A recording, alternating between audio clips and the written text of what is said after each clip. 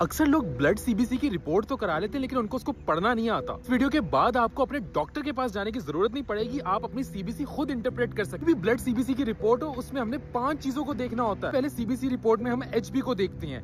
अगर ये 13 से नीचे हो मेल्स में या 12 से नीचे हो फीमेल्स में, तो इसका मतलब होता है पेशेंट को एनीमिया है, यानी खून की कमी है। दूसरी चीज हम डब्ल्यूबीसी को देखते हैं, व्हाइट ब्लड सेल्स को। अगर ये 10,000 से ज्यादा है या नॉर्मल से ज्यादा है, तो इसका मतलब है कोई इन्फ्लेमेशन या इन्फेक्शन हुआ होगा। अगर आपके डब्ल्यूबीसी कम है नॉर्मल से, तो इसका मतलब है ये कोई वायरल इन्फेक्शन है या इम्यूनिटी कम है आपकी, या तो डेंगू भी हो सकता है। सबसे इंपॉर्टेंट चीज है प्लेटलेट्स।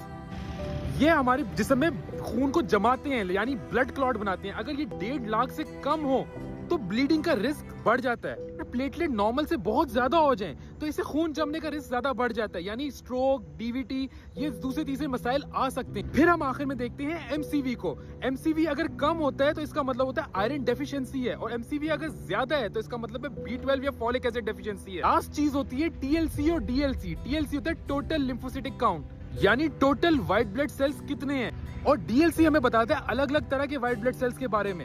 अगर न्यूट्रोफिल्स ज्यादा आ रहे हैं तो ये एक बैक्टीरियल इन्फेक्शन होता है, और अगर लिम्फोसाइट्स ज्यादा आ रहे हो तो फिर ये एक वायरल इन्फेक्शन होता है। अब अगर आपकी अपनी सीबीसी रिपोर्ट है तो आपको डॉक्टर के पास जाकर लाइन में लगने की जरूरत नहीं है, आप खुद अपनी रिपोर्ट को डिकोड कर सकते हैं। और ये वीडियो उन लोगों को लाजमी भेजें जो कि अपनी सीबीसी करा के डॉक्टर की अपॉइंटमेंट का वेट कर रहे होते हैं कि भाई कोई